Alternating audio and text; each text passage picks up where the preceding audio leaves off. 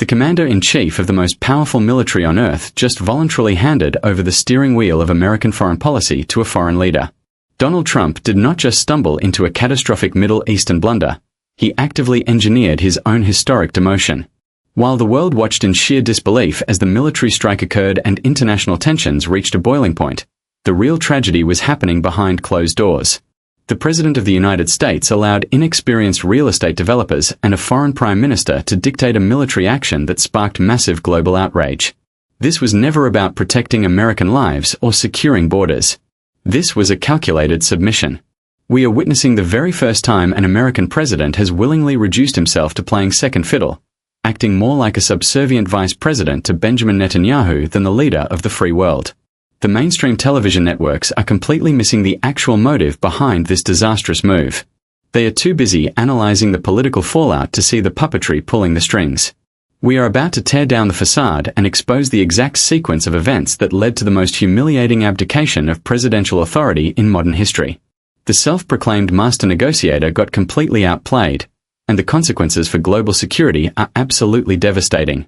The evidence we are about to reveal will change everything you thought you knew about the previous administration. Welcome to United States News Daily. I am your host, bringing you the unfiltered truth behind the daily political theater. If you appreciate deep dives into the stories the political elites try to hide, consider subscribing to our channel and activating the notification bell. This ensures you always get the facts first. We will now break down exactly how this historic surrender unfolded. The golden doors of the Florida estate opened to welcome Benjamin Netanyahu, and in that exact moment, the carefully constructed illusion of American dominance shattered into 1,000 pieces. The foreign leader did not approach the highest office in the land with the customary reverence or diplomatic protocol expected between allied nations. Instead, he looked directly at the man occupying the most powerful seat on earth and uttered a phrase that should haunt every citizen who believes in national sovereignty. He proudly recounted later on national television that he looked at him and said, "Baby, we have got to make sure that they do not acquire those weapons." Focus intensely on that specific word. Baby. This is not the language of equal partners navigating a complex geopolitical crisis. This is the language of a senior manager directing an eager, inexperienced subordinate. It is the tone you use when you know you hold absolute psychological control over the person sitting across from you. The man who demands total submission from his cabinet secretaries, who fires lifelong public servants for the slightest perceived display of disloyalty, sat there and accepted a patronizing nickname from a visiting politician. He did not object. He did not assert his dominance. He simply listened and prepared to deploy the American military apparatus to grant a personal favor. The entire political brand sold to the public was built upon the concept of ultimate leverage. The fundamental promise was that the United States would no longer be taken advantage of by foreign nations. The electorate was repeatedly told that every international interaction would be treated as a high-stakes negotiation where American interests would ruthlessly dictate the terms. If the government provides something of immense, incalculable value, such as the protective umbrella of the armed forces and billions of dollars in advanced weaponry, the core philosophy dictates that you extract massive, unprecedented concessions in return. You hold all the cards. You make the rules. Yet, the reality unfolding behind closed doors was the exact opposite of that aggressive campaign rhetoric.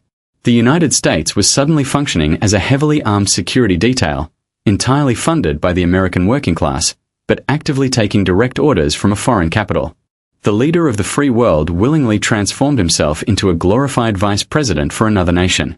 He abdicated the core responsibility of his office, which is to ensure that American blood and treasure are only risked when American security is directly threatened. This was not a strategic maneuver calculated by the intelligence community or thoroughly vetted by the highest-ranking generals at the Pentagon. It was a war of whim. It was the geopolitical equivalent of blindly following a friend off a steep cliff simply because they asked you to jump.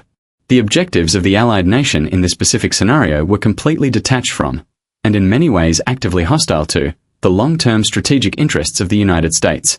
Reports from prominent investigative journalists clearly indicate that the foreign administration actively desires regional state collapse. Their security paradigm thrives on creating chaos across the border to neutralize potential organized threats. But regional collapse means massive, unmanageable waves of refugees. It means a complete destabilization of global energy markets. It means an inevitable explosion in the cost of basic goods for the American consumer. It means reigniting a generation of terror threats that the military has spent decades trying to suppress. The goals do not align in any way, shape, or form. Why would a man who is extraordinarily sensitive to personal humiliation willingly accept this subservient dynamic? He is famously obsessed with projecting an aura of invincibility. He launches endless verbal attacks against traditional allies across the ocean who do not offer him sufficient praise or financial tribute. But when confronted with a foreign leader actively dictating the direction of American foreign policy and pushing the world toward a catastrophic conflict, he becomes remarkably compliant. The tough talk entirely vanishes. The demands for leverage evaporate into thin air. The vulnerability is terrifyingly obvious. The projection of overwhelming strength actually masks a profound weakness to flattery and interpersonal manipulation. When a foreign leader realizes that the raw destructive power of the American military can be unlocked not through rigorous diplomatic negotiation, nor through shared strategic treaties, but simply through personal compliments and patronizing familiarity in a luxury resort dining room, the entire global order becomes dangerously unstable.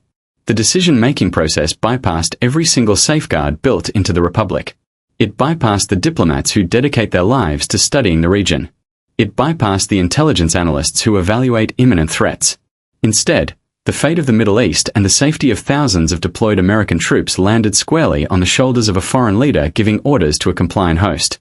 The public was sold a story of absolute strength and unyielding national pride.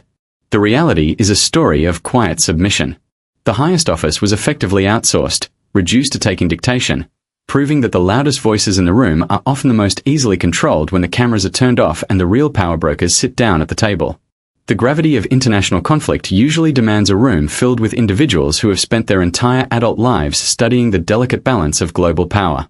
Men and women adorned with medals earned through decades of military service typically stand shoulder to shoulder with intelligence directors who read satellite topography like a second language. They understand the catastrophic ripples of a single airstrike. But the most consequential military escalation in recent history was not orchestrated by these seasoned veterans. The strategic compass of the United States was handed over to a group of men whose primary expertise involved flipping luxury condominiums and securing zoning permits for commercial properties. We are talking about advisors like Steve and Jared and Pete. Men who built their careers negotiating lease agreements and managing high-rise construction projects suddenly found themselves holding the keys to the most sophisticated military arsenal ever created.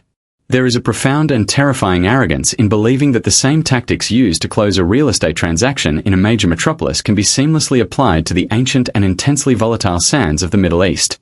In the world of property development, the worst possible outcome is a financial loss or a collapsed escrow. You can always walk away from a bad deal. You can declare bankruptcy and restructure your assets. But there is no bankruptcy in warfare. When missiles leave their silos, you cannot renegotiate the terms of impact. The blast radius does not care about your profit margins or your brand recognition. Yet, this entire geopolitical crisis was handled exactly like a hostile corporate takeover, guided by individuals who possessed absolutely zero fundamental understanding of the religious and historical tensions driving the region. Their complete lack of foundational knowledge made them incredibly vulnerable to the oldest diplomatic trick in the book. For nearly 5 decades, foreign leaders from that specific allied nation have carried a very heavy and very silent threat in their back pockets. It is the ultimate bluff, a whispered rumor that if the United States does not step in to eliminate their regional adversaries, they will be forced to use their own ultimate weapon, the nuclear option. Every single American president for nearly half a century heard this exact same apocalyptic pitch. The seasoned politicians and their experienced national security teams knew exactly how to handle it. They would smile diplomatically, offer reassurances of an unbreakable alliance, and promptly ignore the empty threat. They recognized it for exactly what it was, which is a desperate leverage tactic designed to force American hands to do the dirty work. But a bluff only works if the person sitting across the table does not know the rules of the game. Enter the property developers. When these men, completely devoid of historical context and military skepticism, were presented with this apocalyptic scenario, they panicked. They did not consult the historical archives to see how previous administrations had brilliantly diffused this exact same pressure campaign. They did not understand that a nation completely dependent on international goodwill and financial aid would never risk total global isolation by dropping a nuclear payload. Instead of calling the bluff, they swallowed the bait completely. They absorbed the manufactured panic and carried it directly into the highest office in the country. The resulting conversations must have been completely surreal. You have advisors whose greatest previous triumph was acquiring a distressed hotel property, earnestly advising the commander-in-chief about imminent thermonuclear devastation. They were completely out of their depth, entirely manipulated by foreign diplomats who recognized a glaring vulnerability. The Allied nation realized they did not need to convince the hardened generals at the Pentagon. They only needed to spook the amateur real estate brokers who had unrestricted access to the presidential ear. It was a masterclass in psychological manipulation, exploiting the insecurity and the vast ignorance of a tight circle of men who thought they were the smartest people in the room simply because they possessed immense wealth. The sheer tragedy is how effortlessly the machinery of American power was hijacked by this spectacular incompetence. The decision to launch a devastating strike, a move that fundamentally altered the trajectory of international relations and endangered countless lives, was essentially pitched like a high-pressure timeshare presentation. They convinced the leader of the free world that he had to strike immediately to prevent a fictitious nuclear holocaust, painting a terrifying picture of a ticking clock that simply did not exist. They applied the aggressive sales tactics of a used car lot to a situation demanding the utmost restraint and analytical rigor. When you strip away the wooden podiums and the presidential seals, you are left with a chilling reality. The chain of command was fundamentally broken. The adults had left the room long ago. The actual experts were silenced, replaced by yes men who confused loud confidence with actual competence. The world was pushed to the absolute brink of a massive regional war, not because of a verified intelligence failure, and not because of a sudden unprovoked attack on Allied forces. The world held its collective breath because a group of incredibly wealthy, profoundly unqualified men believed a lie that had been repeatedly rejected by every single administration since the 1970s. This profound amateurism entirely redefined the concept of national security. It turned the solemn duty of protecting the homeland into a chaotic scramble driven by whispers and manufactured fears. True diplomacy requires immense patience, deep historical literacy, and the rare ability to look a fierce ally in the eye and say no. It requires understanding that the loudest threat is often the emptiest. But the advisors pulling the strings only understood transactional relationships. They viewed international diplomacy as a simple ledger of debts and favors, completely blind to the cultural resentments and the decades of spilled blood that actually dictate the real rhythms of the region. They treated a sovereign nation like a distressed asset that needed to be rapidly liquidated. They truly believed they could swoop in, apply overwhelming force, and magically solve a complex geopolitical puzzle that has stumped brilliant scholars and decorated tacticians for generations. This staggering hubris led directly to the strike. They gambled the safety of the entire globe because they were fundamentally incapable of recognizing when they were being played. The ultimate betrayal is that the consequences of their spectacular gullibility will never be felt in their luxury boardrooms or their exclusive country clubs. The heavy burden of this monumental blunder will be carried by the young men and women in uniform who must navigate the chaotic aftermath of a conflict sparked by absolute fools. They allowed a foreign entity to weaponize American military might, proving once and for all that a boardroom mentality is completely useless when the currency is human lives instead of dollar signs. The smoke from the sudden military strike had not even cleared before the desperate scramble for a coherent explanation began. The corridors of the highest officers were completely devoid of a unified strategy. Instead of presenting a calm, calculated justification to the American public and the international community, the administration descended into an embarrassing state of absolute panic. Cabinet members and press secretaries were suddenly thrust in front of flashing cameras without a single shred of credible intelligence to support the catastrophic order they were defending. The public was witnessing a live broadcast of a government turning itself inside out to cover up a monumentally reckless geopolitical blunder. When the official spokespeople failed to deliver a convincing narrative, the task was immediately outsourced to morning television talking heads. A prominent host on a highly favored conservative network looked directly into the camera lens and attempted to reframe this massive international crisis as a literal holy crusade. He spun a bizarre, completely unhinged theory involving divine intervention. He explicitly told his audience that this violent escalation was necessary to bring about a biblical return, firmly stating that this holy war would only succeed as long as specific religious groups continued praying, while actively excluding other major global faiths from his bizarre religious mandate. The sheer absurdity of broadcasting such a dangerous ideology on national television cannot be overstated. The administration was relying on a morning show personality to justify an act of war using apocalyptic religious rhetoric. Prominent religious leaders across the globe, including massive Catholic organizations, immediately denounced these statements, attacking the administration from every conceivable angle. Yet the people in power embraced this chaotic messaging because they had absolutely nothing else to offer. Their strategic well was completely dry. The disaster then moved from the television studios directly to the hallowed halls of the legislative branch. Political allies were tasked with defending the indefensible. A representative from Hawaii stepped up to the podium to supposedly clarify the administration policy. Instead of providing answers, she delivered a masterclass in contradictory, circular logic. She stood before her peers and argued that the targeted foreign nation not being an actual threat was, in a twisted turn of logic, the biggest threat of all. Her entire argument rested on the terrifying premise that the danger was real simply because the commander-in-chief had declared it to be real. Watching elected officials perform these aggressive mental gymnastics was a deeply unsettling experience. They were grasping at invisible straws, attempting to build a fortress of solid logic out of thin air and pure sycophancy. The political defenders were sweating under the bright lights, stuttering through prepared statements that made absolutely no logical sense. They were caught in a trap of their own making, forced to defend a spontaneous, thoughtless action driven entirely by the whispers of amateur advisors and foreign influences. But the most damning moment of this entire chaotic performance occurred during the worldwide threats hearing. This is the solemn environment where the actual experts, the career professionals of the intelligence community, are legally obligated to sit before elected officials and deliver objective facts completely independent of political considerations. For days, the administration had loudly broadcasted across every platform that the military strike was an absolute necessity to prevent an imminent nuclear catastrophe.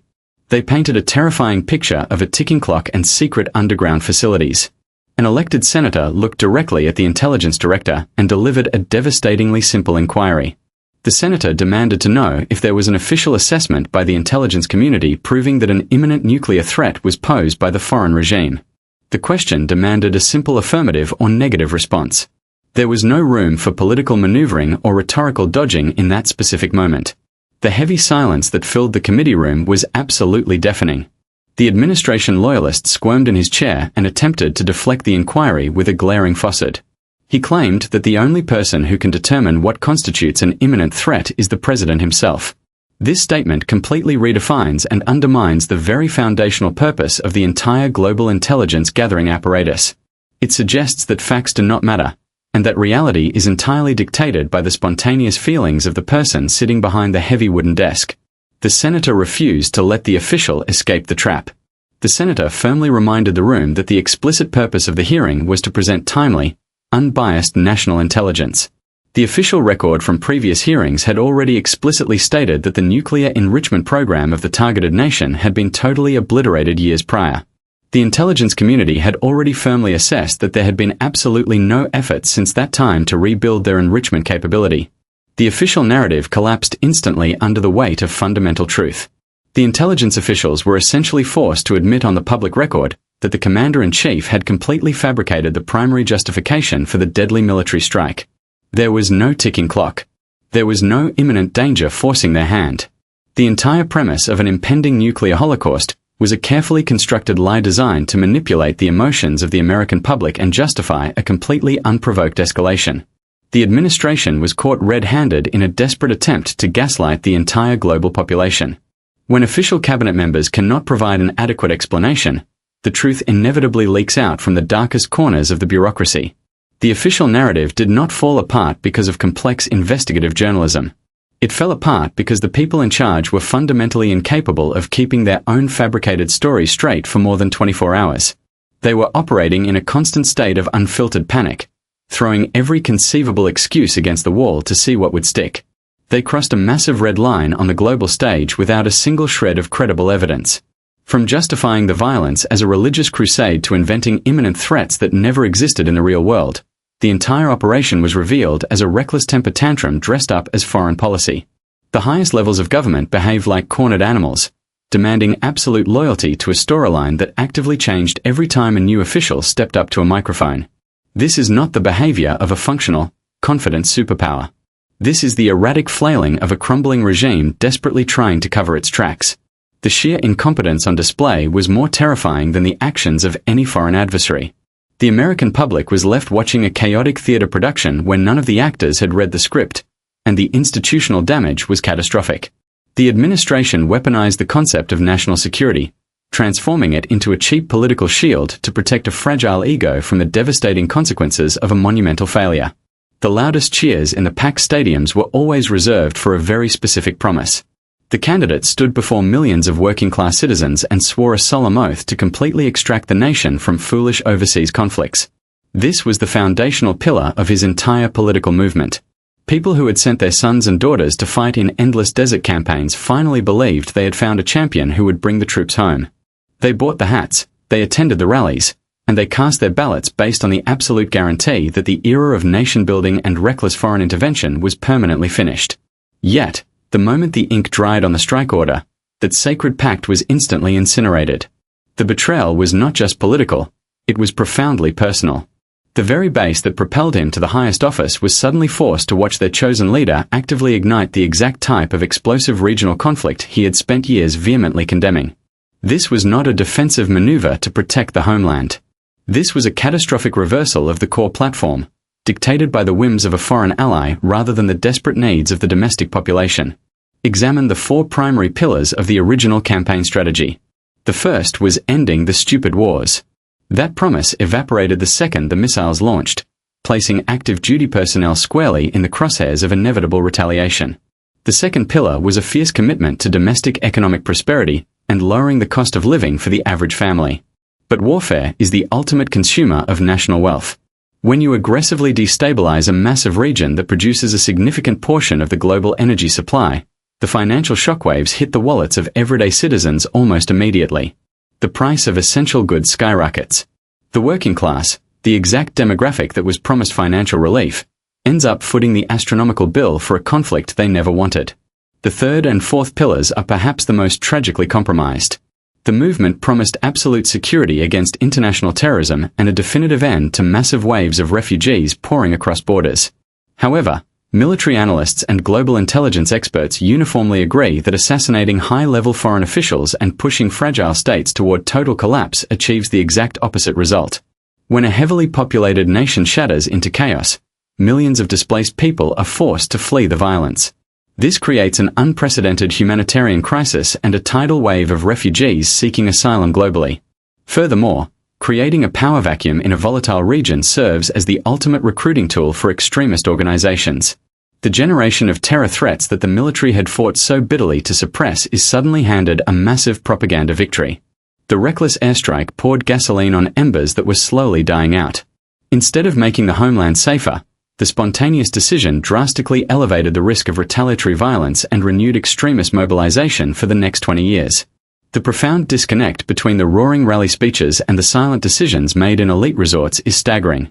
The citizens who stood in the freezing rain to cast their votes genuinely believed they were electing a disruptor, a man who would flip the tables on the globalist establishment. They trusted the narrative that the military would no longer act as a private security firm for other countries. They wanted the focus to remain strictly within their own borders, fixing crumbling infrastructure and reviving abandoned manufacturing towns. Instead of prioritizing domestic healing, the administration pivoted directly back to the swamp they promised to drain. They allowed the same old network of international pressure and foreign lobbying to dictate the movement of armed forces.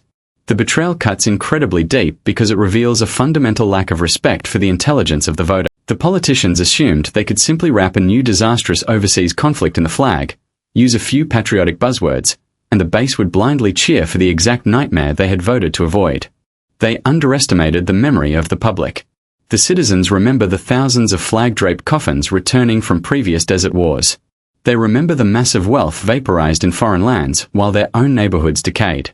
The promise to stop the bloodletting was the sole reason many skeptical voters crossed the aisle to support an unconventional candidate. Stripping away that foundational promise removes the entire justification for the political movement. It leaves behind nothing but an empty shell of populist anger, completely devoid of the protective isolationist policies that initially drew the crowds. The administration essentially mocked its own foundation. By catering to the demands of a foreign power and launching an unprovoked strike, the highest office declared that the safety of the working class is entirely negotiable. The voters asked for a fortress, and they were handed a fresh battlefield. The consequences of this massive deception will resonate for decades, permanently fracturing the trust between the forgotten citizens and the leaders who used their genuine anti-war sentiments as a stepping stone to achieve absolute power, only to discard those sentiments the moment a foreign ally asked for a favor. The grand illusion of absolute political dominance has finally collapsed under the heavy weight of undeniable truth. The administration traded the safety of the Republic for a fleeting moment of manufactured strength, only to be exposed as entirely subservient to foreign interests. This is the tragic and undeniable reality of a completely hollow leadership. The severe consequences of this historic abdication of presidential duty will echo through the halls of power for generations. The highest office was essentially hijacked, not by a sophisticated intelligence operation or a massive foreign invasion, but by the sheer, staggering incompetence of a commander-in-chief who desperately craved validation from a visiting prime minister. We cannot simply look away from this pivotal moment in history. The delicate fabric of global stability was recklessly gambled away between courses at a luxury resort dining room. When the leader of the free world voluntarily demotes himself to appease an allied nation, every single citizen must wake up and pay close attention.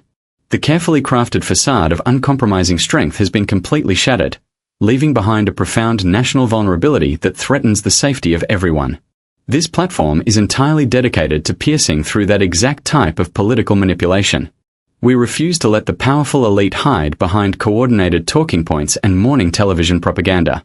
If this comprehensive breakdown opened your eyes to the terrifying reality behind the official narratives, you must not keep this vital information isolated. We are building a massive movement of informed citizens who demand absolute accountability from those holding the most powerful public offices. Take a brief moment right now to join our growing community by subscribing to United States News Daily. Ensure you never miss our vital political analysis by activating the notification bell. The truth only holds real power when it actively spreads through the population. Share this detailed broadcast across all your personal social media platforms today. Send it directly to your friends and family members who might still blindly believe the official cover story regarding this catastrophic military strike. The ruling class relies entirely on public silence and manufactured division to maintain their unyielding grip on authority. Break that strategic silence right now by dropping your personal thoughts down in the comment section below. Tell us exactly how you feel about an American president taking direct military orders from a foreign politician. Your authentic voice is the absolute most powerful weapon we possess in the ongoing fight for a truly transparent republic. Thank you for seeking the truth with us, and we will see you in the next broadcast.